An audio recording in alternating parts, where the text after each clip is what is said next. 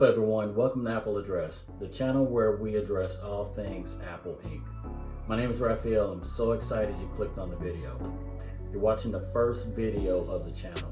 As you can tell from the thumbnail, I've been a huge fan of Apple for years now. My very first Apple product was an iPod.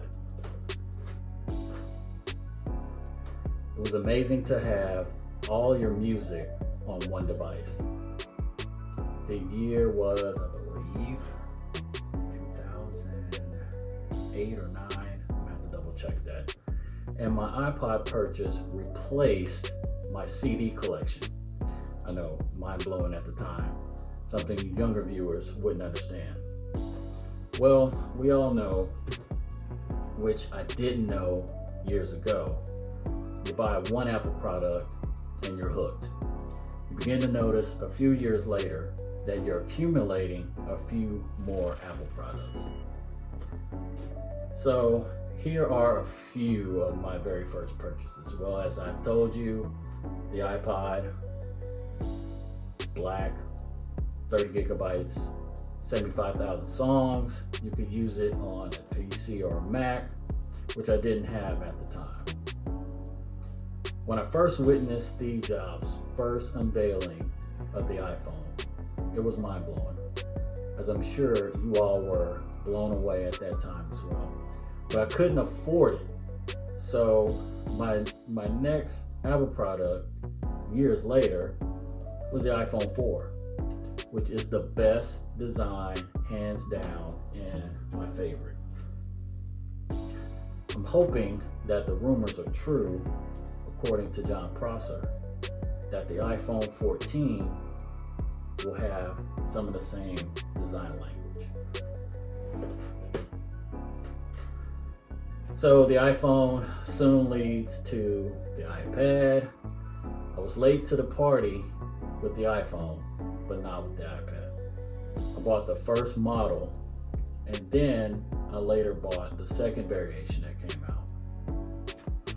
This led to my first and only MacBook Pro, 13-inch LED backlit 2011 model. This thing is still operating today. Mac OS 10, iLife software suite, you name it. People wonder why individuals prefer Apple products over the competition. Well, it's simple. Apple products just work. And if there are issues, it's fixed through software updates, or if there's hardware issues, the customer service is top notch. The MacBook Pro led me to purchase my first iMac. This thing was a champ as well. It was the 21.5 inch 2008 model. I wasn't doing anything intensive on this machine, the usual web browsing, email, and it also got me through my doctoral courses. I couldn't wait for the rumored 27-inch iMac, so last year, around November, I purchased the 2020 27-inch iMac. So I had my late 2008 21.5-inch iMac for years, up until November of 2020. Well, this model, I love it. I've gotten into editing video.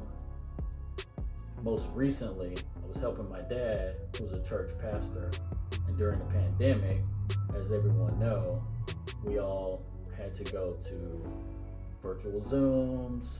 So I did that, and that was a very good reason to upgrade to the 27-inch iMac. Will I upgrade to the new M1 27-inch iMac? Hopefully released sometime in the spring. Rumors are stating that it's going to be pushed back to the summer. Absolutely. But I digress. More on that later. The purchases continue with the iPhone 5, then later with the Apple TVs. I later purchased the iPhone 8, then the iPhone 10, and I've recently upgraded from the 10 to the 13 Pro. iPhone purchases led to Apple Watches. I currently upgraded from the Apple Watch 4 to the most recent Apple Watch 7. Then the AirPods Pro, AirTags, and I think one of the latest purchases is the iPad 2020 model with the Magic Keyboard, of course. I admit it, I am an Apple fanboy, an Apple sheep. I have no qualms admitting that. Sure, Apple products can be expensive, but again, they work. The ecosystem, besides Apple's voice assistant Siri, that's a conversation for another day, is amazing. Every device simply works together.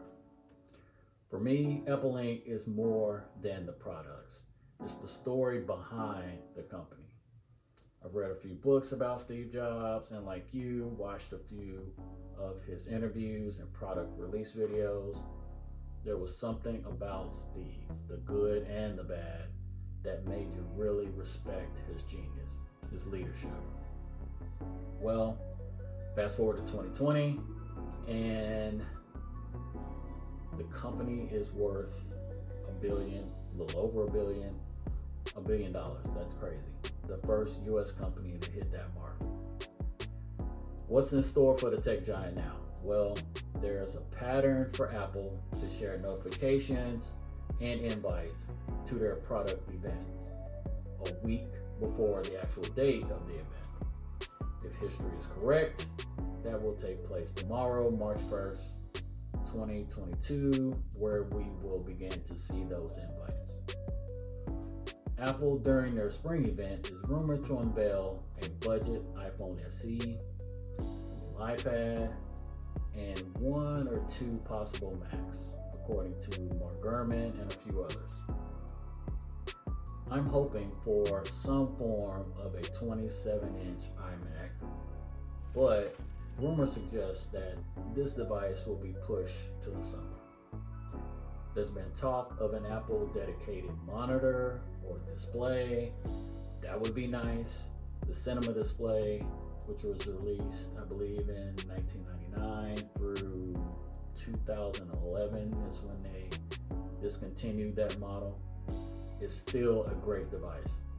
How awesome would it be if Apple announced a dedicated display monitor to purchase alongside, if announced, a new Mac Mini, M1 Mac Mini, or M2? Well, I think it's safe to say that during the spring event, we could see some form of a Mac Mini or a MacBook, either an M1 MacBook or an M2 MacBook. Well, not M1. It would be a beefier variation of an M1, but possibly an M2. Let me know in the comments what you think about what Apple will showcase in the next spring event coming up, and what devices you're most excited about. That's it for this video. Click the like button and subscribe for more content, and I'll catch you guys in the next one.